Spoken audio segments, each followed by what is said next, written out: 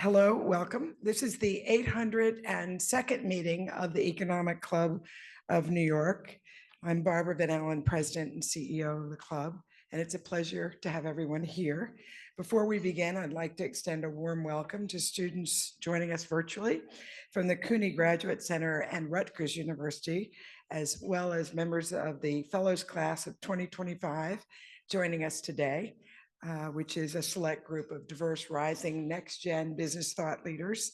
And we do a annual program. So in October, we'll open the applications for 2026. The Economic Club of New York is proud to stand as the nation's leading platform for discussions on social, economic, and political issues. We've been doing this for more than a century, and we continue to be a platform for thought leadership across a broad array of areas and geopolitical topics, as well as obviously economics. We're honored today to carry on that tradition with our distinguished guest, the Honorable John Bolton. John served as National Security Advisor to President Trump from 2018 to 2019. Prior to that, he was the U.S. Permanent Representative to the United Nations and Undersecretary of State for Arms Control and International Security under President George W. Bush. Over a distinguished career in public service, he's held various senior roles at the Department of State, the Department of Justice, and USAID. He's been a consistent advocate for strong national defense and U.S. sovereignty on the global stage. John is a graduate of Yale College, where he earned his BA summa cum laude, and Yale Law School, where he received his JD. He's the author of several books, including The Room Where It Happened, and remains a leading voice on foreign policy and national security. Today's program will be a fireside chat, and we're honored to have the anchor of Claman Countdown on Fox Business Network, Liz Claman, as our moderator. As a reminder, this discussion is on the record.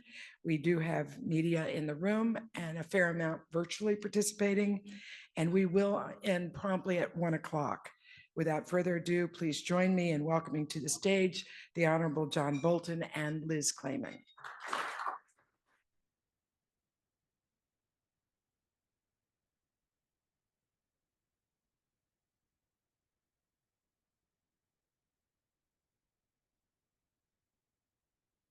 Not too much going on in the world right now.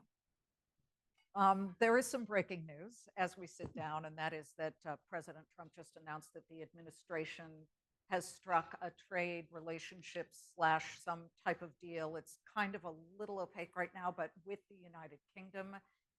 We just heard this, and as it goes along, it's the first deal, much awaited, that people have been really kind of promised would be coming. President Trump had teased it as groundbreaking. So I want to begin. Ambassador, would you prefer ambassador? Is that okay? John is fine. John, okay. I know how some of these people are. John, give me your sense of whether this is an earth-shattering deal from what you know. From what we do know, which is limited, I don't think so. It still sounds like more of a framework. So that's some progress, but it also includes things that have been under discussion between the U.S. and the U.K. for many years. I think that for people at the level of the firm, agreements in principle or framework agreements don't tell them the answer to the question they need, which is how much do I have to pay on which widgets from which countries? And that still remains a long way away. And I think it also highlights the uncertainty about this whole tariff exercise, because the longer the negotiations take, the more specific they are. I've never wanted to be a trade lawyer or a trade negotiator. I'd much rather negotiate simpler things like strategic nuclear weapons, arms control. It's going to take time, and it's going to lead, I think, to continued volatility in the economy. Okay, so I'm feeling not earth-shattering. I don't think so, but let's caveat properly that we still need to see the details. Prime Minister Starmer announced a few of them. Apparently, some U.S. tariffs will be coming down on British commodities. That wasn't mentioned at the press conference when the deal was announced, but it looks like Starmer can claim some victories on his side. Okay, but just to be clear, we have an actual trade balance with the United Kingdom. So could this be perceived as a little bit of a, is there any there? Where's the big one with the European Union or China? Well, let me back up one step from that. I think this tariff program is a form of economic illiteracy. I think it's going to be badly damaging to the economy of the United States. How the specifics work out, I don't know. I don't have any problem in going after the really bad actor in international trade, which is China. Although normally, if you want to go after somebody like that, you'd think the first step would be to get your friends and allies on your side to join with you rather than going to war with the whole world in the trade world. So I think we're in a very problematic situation. And I just make one other point here that goes beyond the economic. If you talk to people in Europe and Asia, really around the world, and say, well, what's your reaction to Liberation Day and all of the other tariffs we've been talking about? The reaction you get is that people are just dumbfounded with what we're doing. And I am very much afraid that combined with some other things, policy on Ukraine, how Zelensky was treated in the Oval Office, which everybody in the world, I think, has now seen. I am worried that we are ripping through decades of effort to build up trust, good faith, reliance on the United States, on our leadership, which is important for our national security. I don't know how much more damage will be done as this trade policy works its way out. I do think we can correct the damage, but nobody should underestimate how bad it is. I'm worried our friends overseas will react more strongly than they should. I think, for example, Chancellor Merz's statement, new Chancellor of Germany, that he wants independence from the United States is the kind of statement that just makes things worse. But this breaking of intangible, non-quantifiable bonds between us and our best allies, I'm very worried about the long-term consequences. Well, the Canadians have said we have to completely rework our relationship with the United States now. Yeah, I wrote about this yesterday. In fact, Mark Carney said during the campaign and after he was elected that our traditional relationship with the United States is over. I think that's a misstatement. I don't think it's over. I think it's different now, but I think it can be corrected. And to the extent that our allies overreact to what they have understandably taken offense at, it magnifies the problem and makes it just that much more difficult to correct down the road. I don't know how many of you saw Mark Carney in the Oval Office with President Trump, but to me it looked like an exercise in graciousness and patience, because President Trump sat there and brought up again that the border between the U.S. and Canada and America and Canada just looks arbitrary, and somebody just took a line and we should get married. We should get married. And you're saying this to a sovereign nation, our best friend. I get a little emotional because I'm dual citizenship. My parents were born in Canada, Saskatchewan. As I like to say, nowhere sheep. But as you looked at that, it was a different feel, obviously, from how Zelensky was treated in the Oval Office. But you saw Carney come out and say, some things are never for sale, like the Oval Office and like Canada. Yeah, well, I think Carney handled it right. I think Trump is a little intimidated by him. And I think folks should understand Trump sees international affairs through the prism of his personal relationships with foreign leaders. So if he has a good personal relationship with Vladimir Putin, if they're friends, as Trump thinks they are, then the United States and Russia have good relations. He didn't like Justin Trudeau. There may be reasons for that, but when he called him governor and said we were going to make Canada the 51st state, he was trolling him. He was demeaning him. And Carney has shown, I think, how to respond to it. It's very hard to predict how these relations go, but dignity and a little patience, I think, goes a long way. And I think people can watch on their television screens the kinds of scenes that we saw Tuesday in the Oval Office, and they'll make their own judgments. And I think they won't be flattering on our side. We're having this conversation at a time where we have Unbelievable headlines right now. Two nuclear states, India and Pakistan, are going at it right now. They're not even banging the war drums. They're throwing the drums and the sticks at each other. There are drones that are bombing both sides. There's been a loss of life. We have the US and China in a different kind of war, the trade war, obviously, that we've just talked about. Vladimir Putin is still bombing Ukraine. And just days ago, Mike Waltz was booted as national security advisor. I'm sorry, promoted. They said promoted to the United Nations ambassador, but you've held both of those positions. So let's start with the Mike Waltz situation. How do you read that? Well, I think I viewed Waltz as one of the best appointments that Trump made in the national security space. I was incredibly distressed when I learned about the Signal chat group. I had no words for a good period of time. Have you ever used Signal when you were in the Oval Office? It would not have occurred to me. And what I've said is, if you want to have a chat group with senior national security officials, hold it in the Situation Room. That's what it's there for. And if they can't make it, the United States has secure video conferencing facilities. It's almost as good as if you're there. It's inexcusable.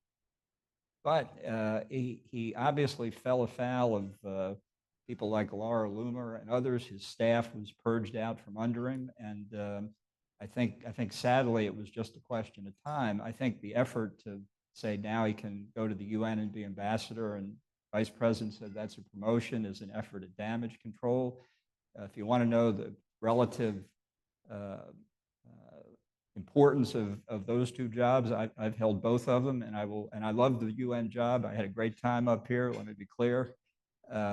But if you ask 100 national security experts taken at random, which is the more important job, 99 at least would say national security advisor. So I feel badly for Mike Waltz. I hope he gets through the confirmation process, which is going to be about the Signal chat and all the other Signal chats he had. Maybe I'll anticipate the question I think you're probably going to ask next and say, well, so what do you think about Marco Rubio holding both jobs of National Security Advisor and Secretary of State simultaneously? This is another example of how rushed the decision-making was in a coherent administration to say, well, Mike Waltz is leaving to spend more time with his family, and his successor is. And this is a patched together decision. The precedent, they cite Henry Kissinger. I just had to say two things about that. Number one, there's only one Henry Kissinger. That's no criticism of Marco Rubio. Let's just let the audience know that there was a point where he was both. Right. NSA. And the time he was during the depths of Watergate in the Nixon administration, when many people felt Kissinger was the only person Nixon could nominate as Secretary of State and get confirmed. And because of the extraordinary circumstances in late 73, Kissinger held both jobs. He held them through Nixon's resignation. He held them in the early days of the Ford administration when Ford wanted to show the world that we were steady. But then even Ford concluded it was an unnatural situation to have one person, even Kissinger, holding both. And he gave the job to Brent Scowcroft, which, by the way, helped set up what is effectively today the way the NSC operates. So I don't think it's a good look for the Trump administration to be compared to the Nixon administration in the depths of Watergate. And I've been asked, well, what would you recommend to Marco Rubio how to handle the National Security Advisor job? And my answer to that is get somebody else appointed to it as quickly as you can. Quick, because we've got the Iran situation as well. Let's talk about the Iran nukes. Back in April 2018, you were the one who urged President Trump to exit the Iran nuclear deal, which about a month later, he did.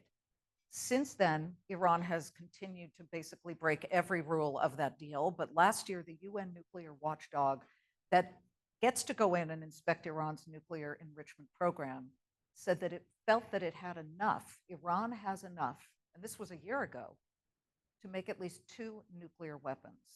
So here we are today. Do you think Iran has nukes? I don't think they have them yet, but I think they could get them pretty quickly. I think that's why Israel feels particular time pressure now to do something about it. And the only viable way to eliminate the Iranian nuclear threat, the threat of proliferation that would affect the whole region, is to destroy the program. I think that the idea that the Iranian leadership has any idea whatever of actually giving up its nuclear program is a complete misconception. I think they've been badly damaged by Israel, by the fall of the Assad regime in Syria, the pounding their terrorist proxy groups have taken, and the pounding they've taken in Iran when Israel destroyed their ballistic missile production capabilities. So they'd love to have a long negotiation that drags time out. Time is always on the side of the proliferator, and maybe get some more replacements from Russia for the S-300 air defenses that Israel's destroyed, and put themselves back in business. I don't think we should waste any time. This nuclear program is not Israel's problem, really. It's America's problem. We alone have kept our eye on what's wrong with nuclear proliferation, and we alone can stop it. So I think with Israel, or let Israel go on its own, this is the time to act. One of the proxies that Iran funds is the Houthis in Yemen. So the Houthis have been attacking American warships in the Red Sea. They've been lobbing all kinds of bombs at Israel constantly. And President Trump said the other day, okay, we attacked them. They don't want us to bomb them anymore. So they say, we're done. We're not going to be lobbing any bombs. Shortly thereafter, and I got this from an IDF former spokesperson, he said, actually, there are higher ups who are now walking that back. Do you think the Houthis are done? They've put their munitions down? Yeah, I wouldn't trust the Houthis as far as I could throw them.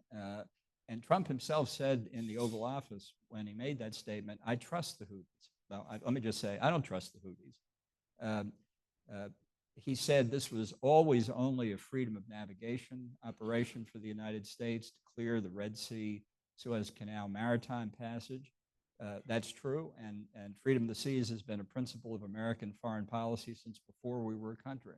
You know, one of our first overseas operations was fighting the Barbary pirates, not far away. For those who say we should avoid all these foreign entanglements, that's what Thomas Jefferson did to protect American commerce in the early 1800s. But it left Israel, this Trump announcement left Israel gasping, and they were facing a Houthi missile landing within sight, within walking distance of Ben Gurion International Airport. And they have been pounding the Houthis with good and sufficient reason. For us suddenly to say we're stopping because we've reestablished freedom of navigation is just inexplicable. The Houthis would not have two rocks to rub together if they weren't supplied by the Iranians, and who have also helped them develop their own indigenous manufacturing capability. The Houthis are part of the Iran problem, just like Hamas is, just like Hezbollah is, just like the Assad regime was, just like the Shia militia in Iraq are. It all stems to the Iranian effort to draw what they themselves call the ring of fire around Israel, but also around the Gulf Arab states, and ultimately to threaten us. Okay, that said, as we look at what Iran is doing, you have to wonder what can be done. Now, President Trump has said he wants to open the lines of communication. He said that back in the first administration, and in your book, you said that you and Mike Pompeo and Benjamin Netanyahu kind of worked together to make that not happen. Do you not feel that it is better, even with enemies, to at least start talking? Well, I think you have to have some belief that the talking will lead to something productive. And the behavior of the Iranians over the last 30 years indicates they made a strategic decision to get nuclear weapons, and they have never given it up.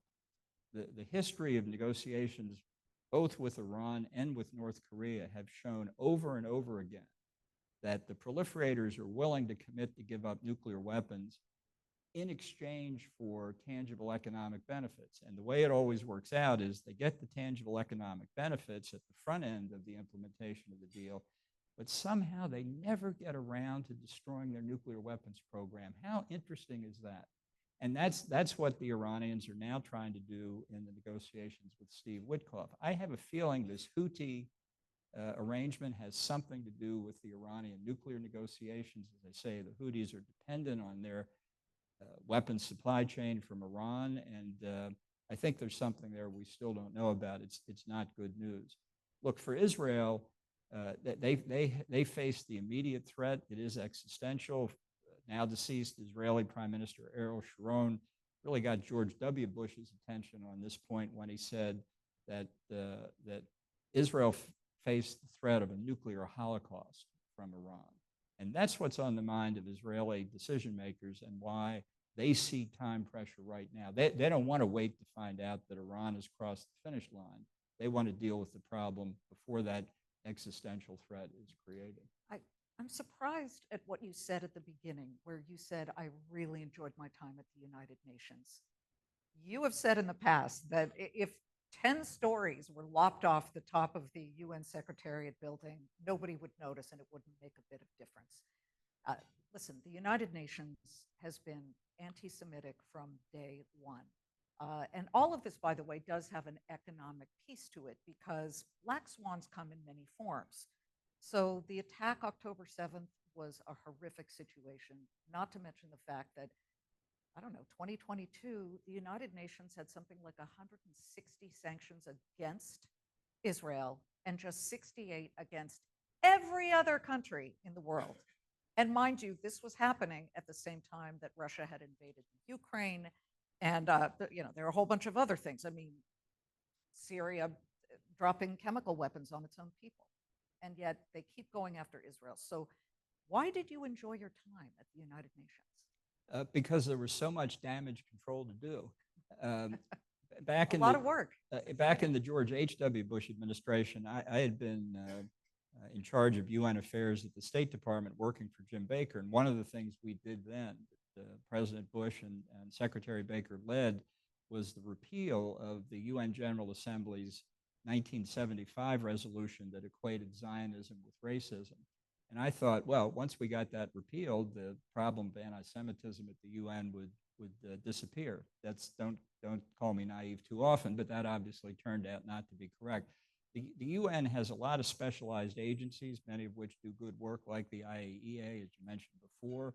But the principal political decision-making bodies, the Security Council, the General Assembly, Human Rights Council, are fundamentally broken and are not going to be fixed. So there's a lot of UN reform that could be done. I would change fundamentally the funding system. I would abolish assessed contributions where the U.S. pays 22% of whatever they do. I'd make all contributions voluntary. I think that would be like a tsunami through the UN system. I think the Trump administration is looking at that. I'm sorry, Elise Stefanik didn't get confirmed. I hope Mike Waltz does. There's a lot more reform to do, quote unquote. Really quickly on Trump heading to the Middle East next week. First stop, Saudi Arabia. Any chance that Saudi Arabia will announce that it's joining the Abraham Accords? What do you think is going to happen in that discussion? Well, Trump has forecast some big event coming up, and it could well be another country joining the Abraham Accords and recognizing Israel. It's possible it's Saudi, but I don't think so. Okay. Maybe it's Qatar. We'll find out next week. I think this visit is kind of a milestone because once Trump goes and comes back, then I think the Israelis are going to feel even more pressed that now with that trip behind it safely to take steps against Iran.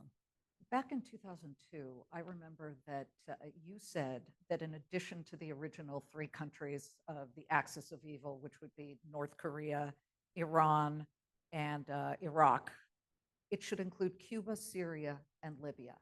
That was 2002.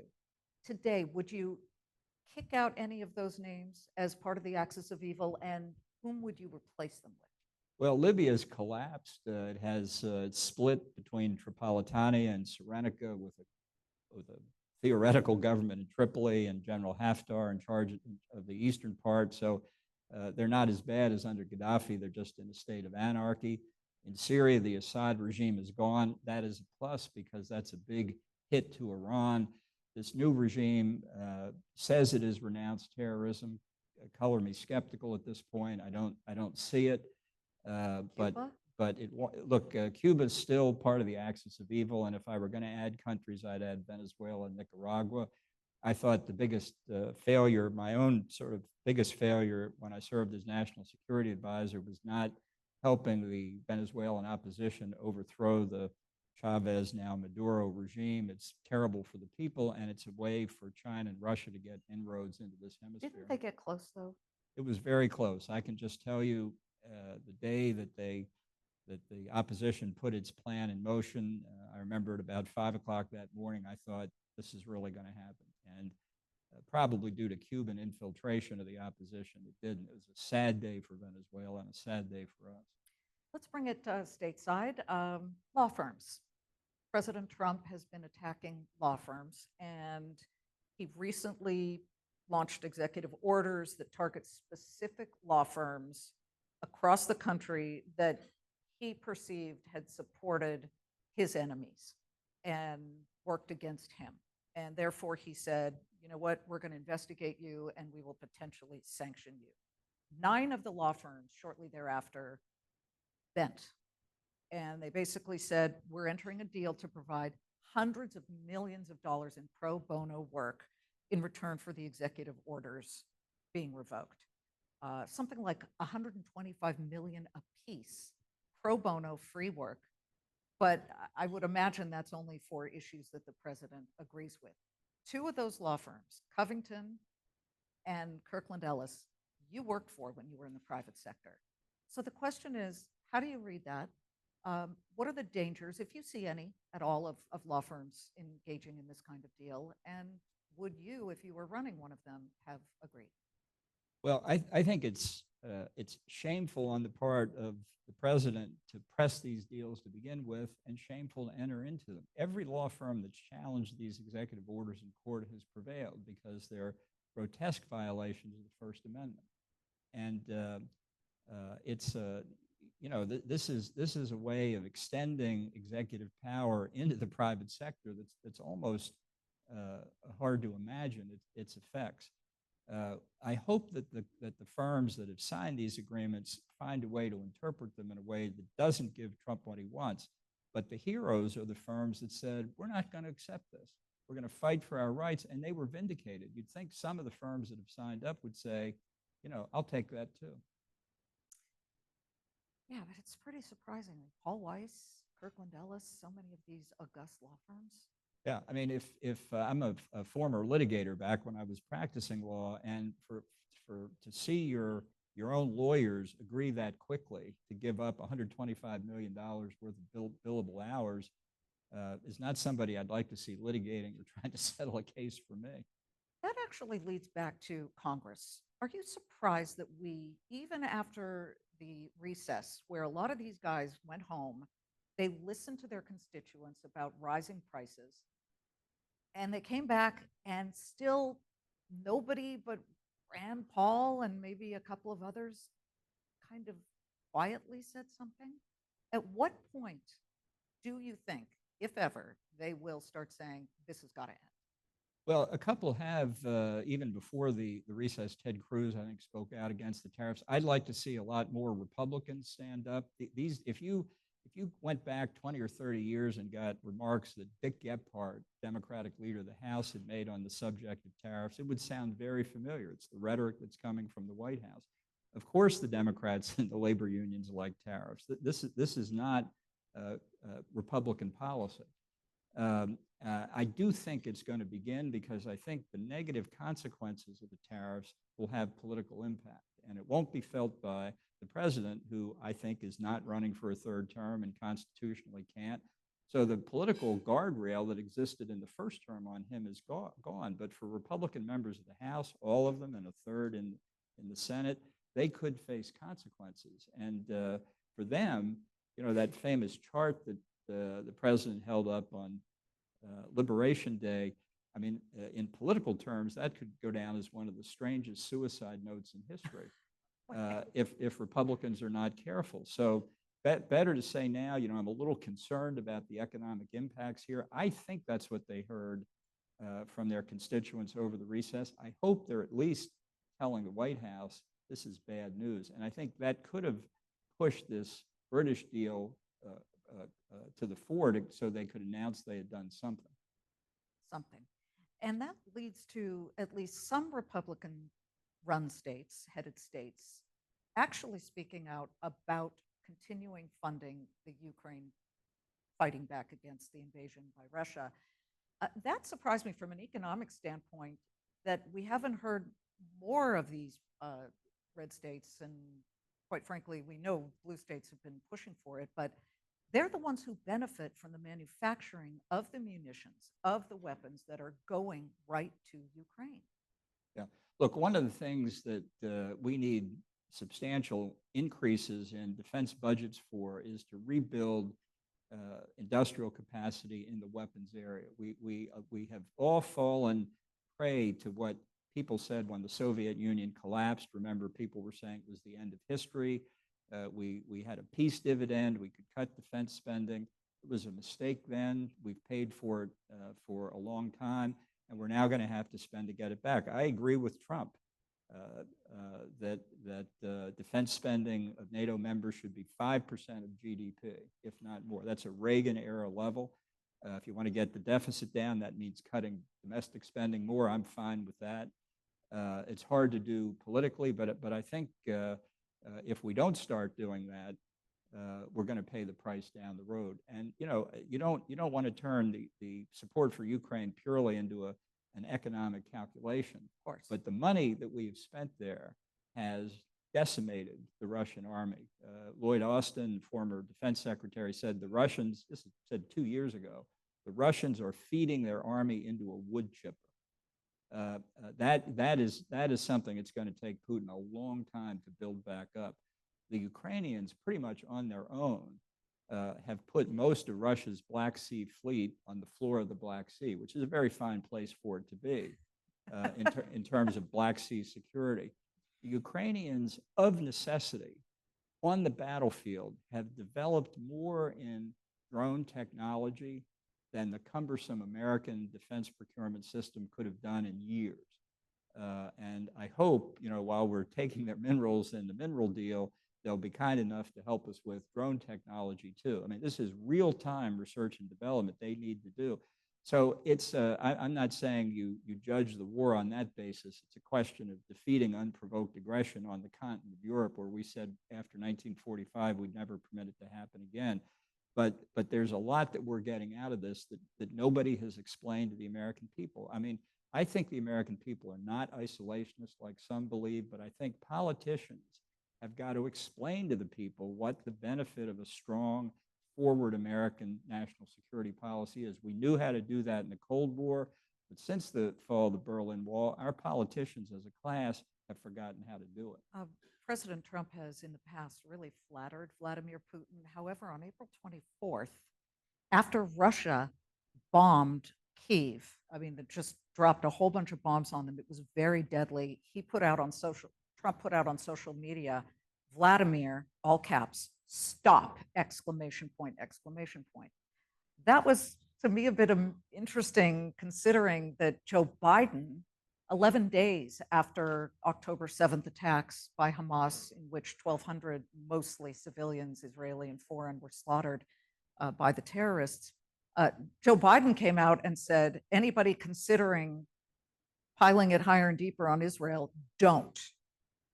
And everyone said, well, Republicans or people who didn't like Biden said, oh, is anybody going to listen to don't? Is Vladimir Putin going to listen to stop? Those two words, don't and stop, don't have exactly a great track record of actually making, they're not deterrents against violent regimes. Right. Look, Putin is a former KGB agent. He's good at his craft. He knows how to manipulate people. He's been doing that to the president the last 3 months, if not before. He's gotten a lot of concessions about what the ceasefire agreement might look like, or an ultimate peace settlement. Ukraine doesn't get its lost territory back. It doesn't get to join NATO. It doesn't get NATO security guarantees. So Putin's put a lot in his pocket already. He does risk overplaying his hand. The question is whether this is evidence that he has overplayed it to an extent. Will be interesting. It'll be interesting to see what he said probably already today in Moscow, where they have their big Victory in Europe Day parade. I think he may dangle something in our direction that gives Trump the ability to say, well, he's serious about peace now. It would be to Putin's advantage to do it. We'll see if he does. By the way, we're going to open this up to a few questions at the end, but this brings me to something I mentioned at the top, which was Pakistan versus India right now. What role do you feel the administration could play in calming that down? I mean, this is extraordinarily worrisome. And remember, China has tussled with India. Do you think China's going to get involved on the Pakistan side in some insidious way? Well, I think China is involved on Pakistan's side already in many respects. I'm very worried about increased Chinese influence in Pakistan. We need to find a way to get the military regime in Islamabad to change direction before China's influence becomes unstoppable. The last time there was this kind of military exchange between India and Pakistan was 2019. I was in the White House at that point. We were in Hanoi actually for Trump to meet with Kim Jong-un the second time when the clash arose. Mike Pompeo got on the phone with a number of Indian and Pakistani officials. That one calmed down, but we took it very seriously. And I think we should take this one seriously. I don't think it's going to go much beyond that, but you can always be wrong, and you can't just sit back and watch it. India in particular is very sensitive about anybody getting in the middle of the India-Pakistan issue. So it has to be done carefully. But when you have two nuclear powers that were born in conflict and slaughter in 1947 at the time of the British partition and have fought three major wars and a few sort of minor wars, all of which Pakistan has lost, this is something that we need to watch and hopefully do what we can behind the scenes.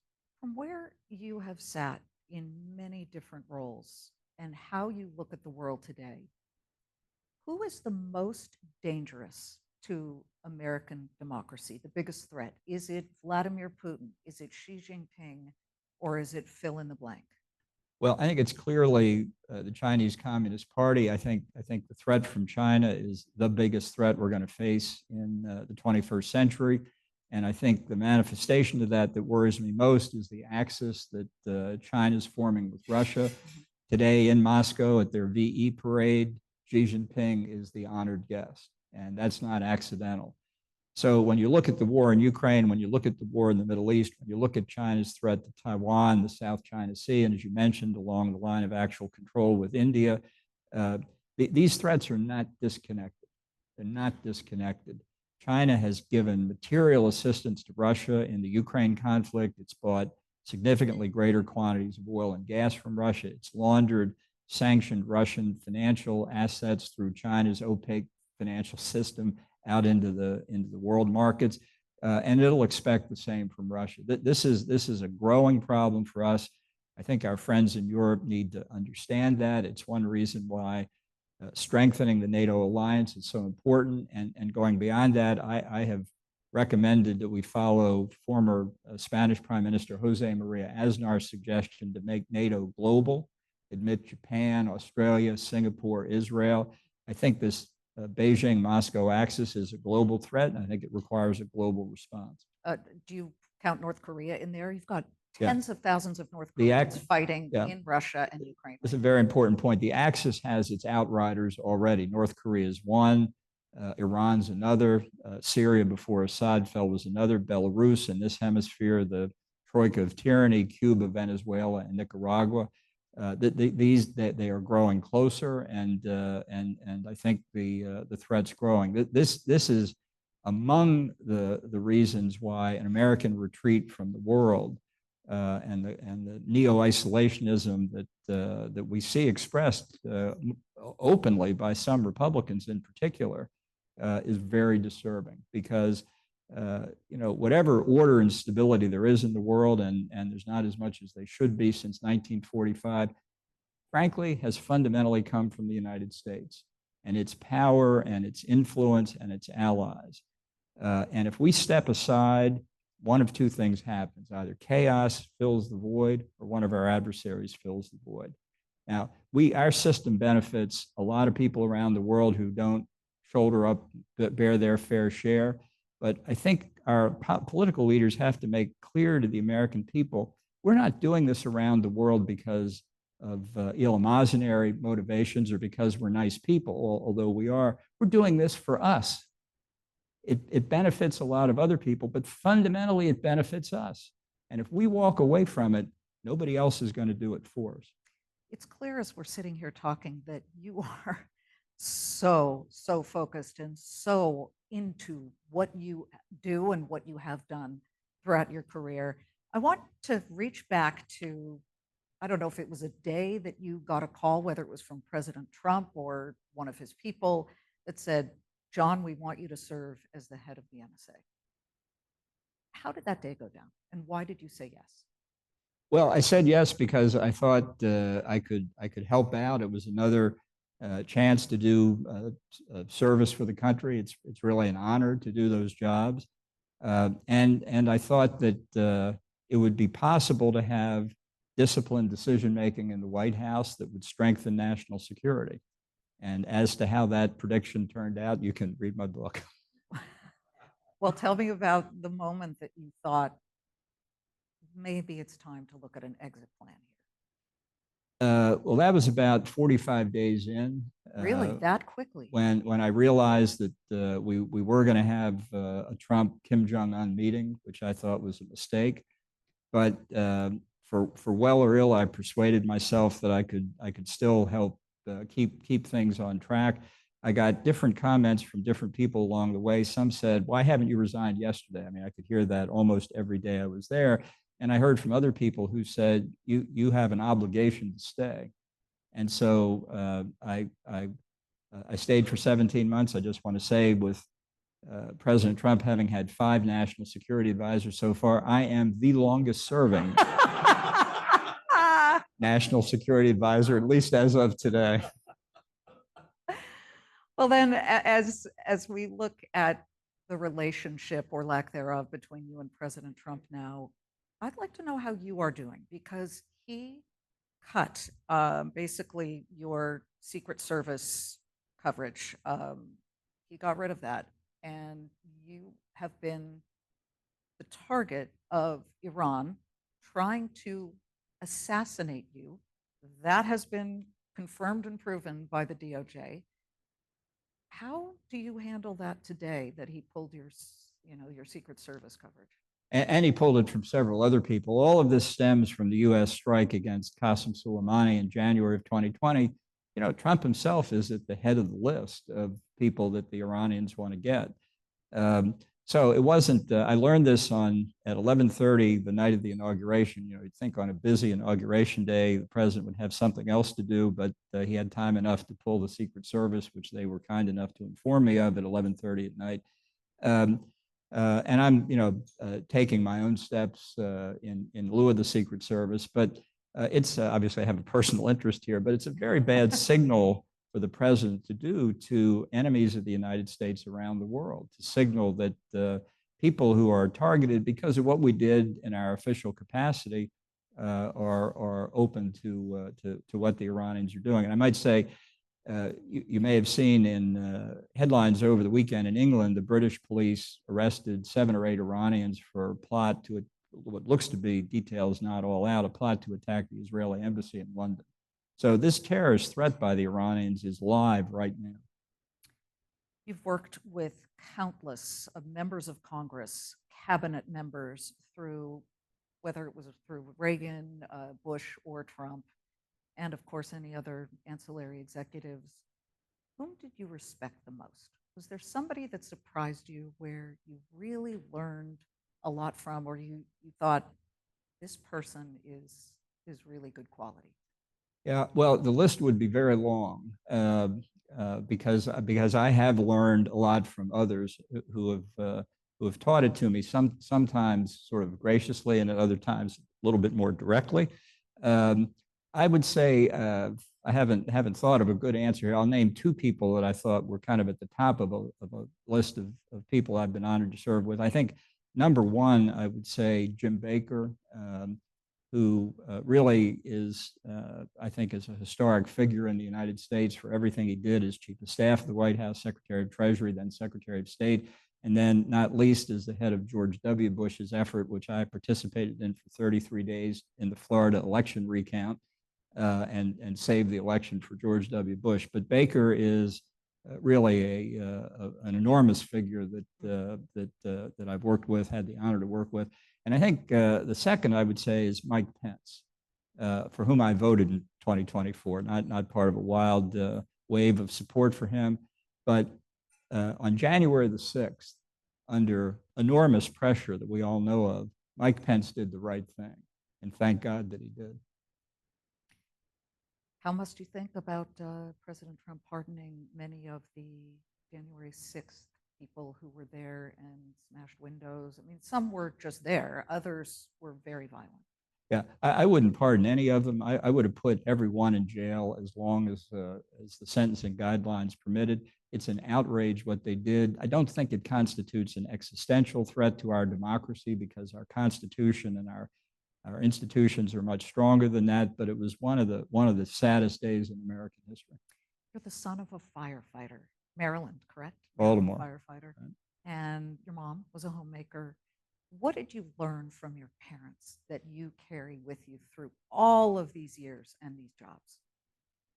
Well, I think the understanding that you have to be self-reliant, and what you achieve largely depends on how much effort you put into it.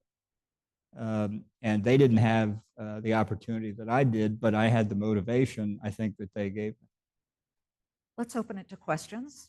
And all I ask is that when you ask your question, just say your name and with whom you're affiliated. Yes, sir. Yes, you've got a microphone going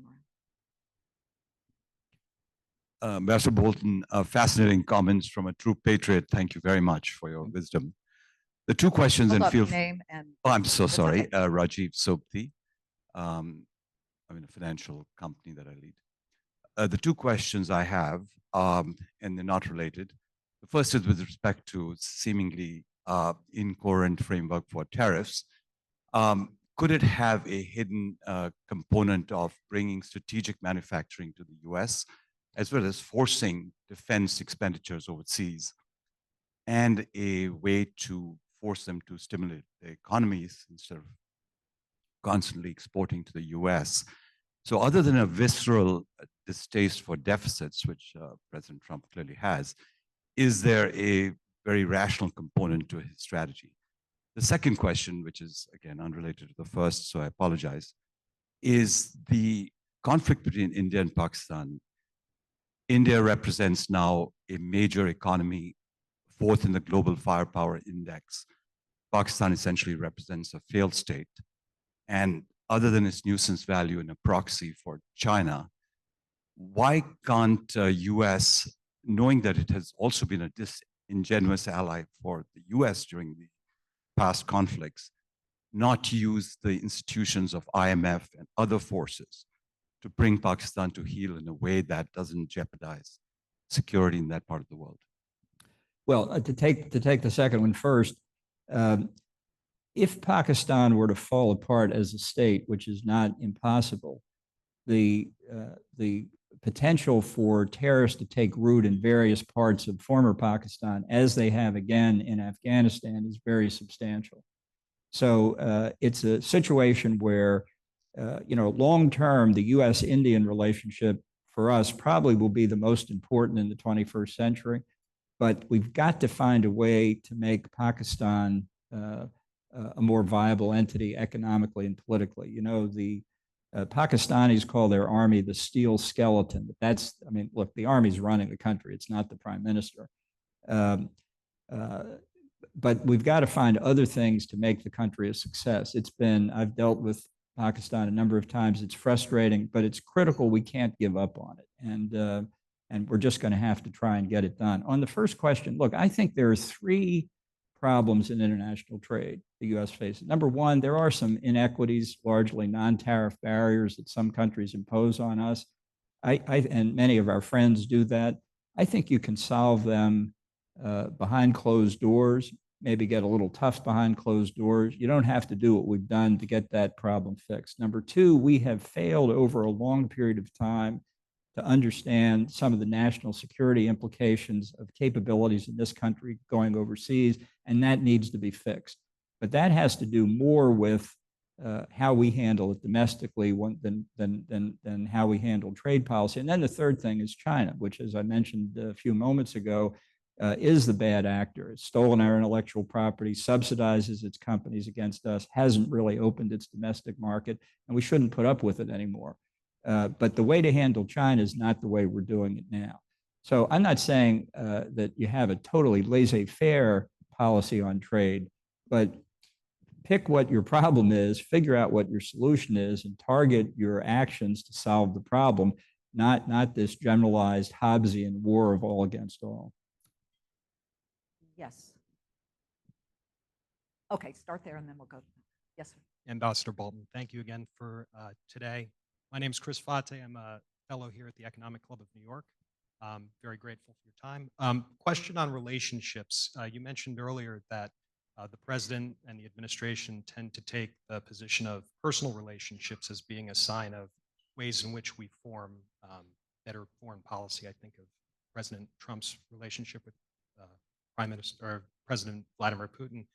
When looking at former relationships that he had on the world stage, such as with Prime Minister Shinzo Abe of Japan, who were some of those emerging voices that you would hope to see or could see in the coming years influence his perspective, such as today with UK Prime Minister Starmer being a voice that he listens to? Yeah. Well, I think Abe was clearly the foreign leader who did the best with Trump, and he did it through constant communication, playing golf with him, coming to Washington, seeing him in person, inviting him to Tokyo, giving him a state visit with the emperor.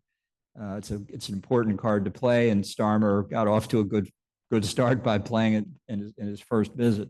And it's a way of being in touch with Trump all the time. And Trump likes to talk, but where Abe didn't ask for something every time he had a conversation with him. And so he talked to him long enough that when it came to a real important point, like Trump meeting with Kim Jong-un, Abe could lay out exactly what Japan's interests were, and Trump took them on board. If others could follow that approach, I think that's the road to success. So far, Starmer seems to have done the best. I think Mark Rutte, the former Prime Minister of the Netherlands, now the Secretary General of NATO, seems to be off to a good start. Giorgia Meloni, right up there. It's just very hard to predict how Trump will react to a lot of different people. I think Carney's probably gone a long way. I think the president of Mexico, Sheinbaum, has done a very good job on behalf of Mexico. So it's not hopeless, but it's not exactly equating, not exactly fixing on what American national interests are. It's fixing on the personality. That's an interesting point. Mark Rutte of NATO, he's now the Secretary General. I had an opportunity to run into him in Washington, D.C. 2 weeks ago.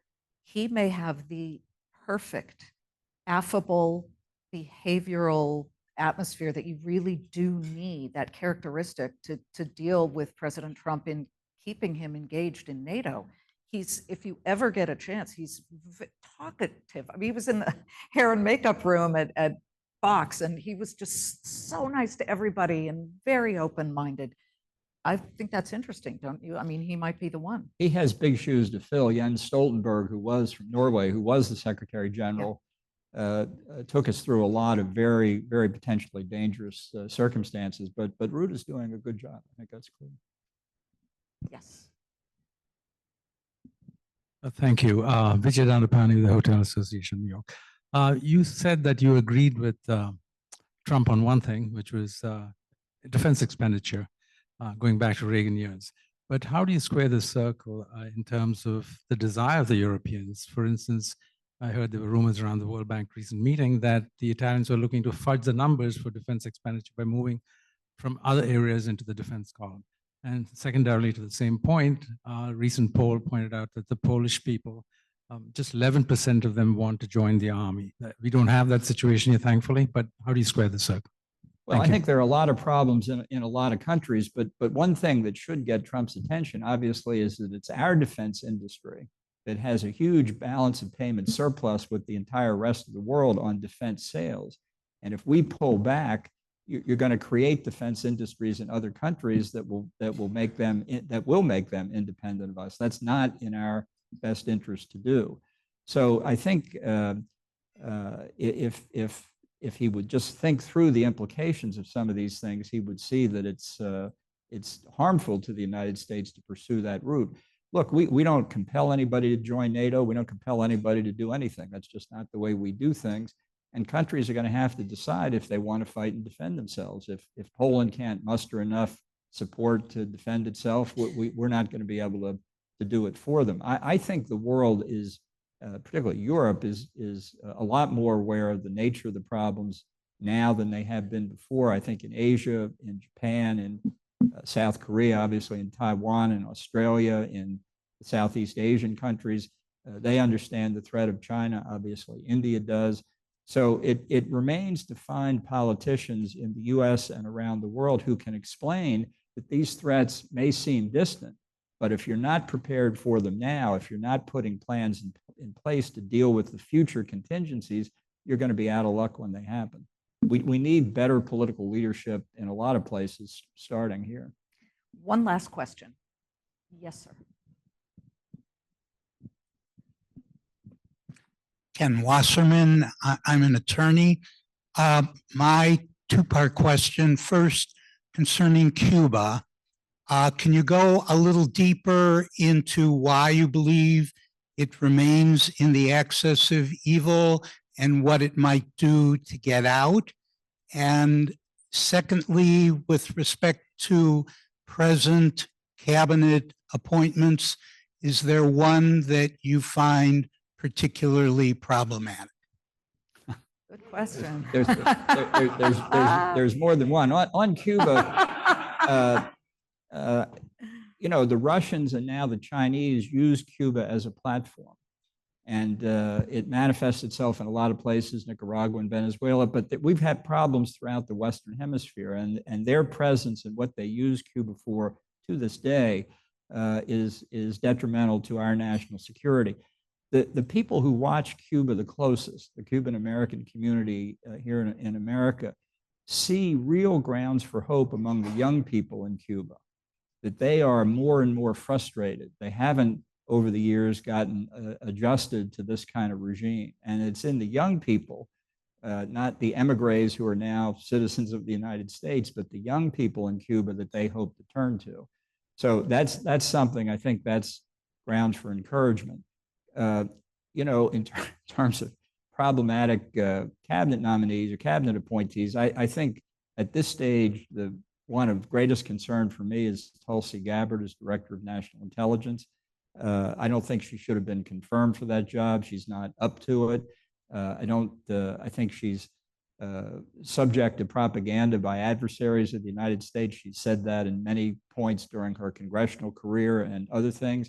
And her presence as DNI, I think, spreads fear among our closest allies, including the other members of the Five Eyes intelligence sharing group, that I'm worried about. There will be a restriction on the flow of intelligence that we need from others who simply don't trust her. Last question related to that I have. Who's the next member of the cabinet to get promoted?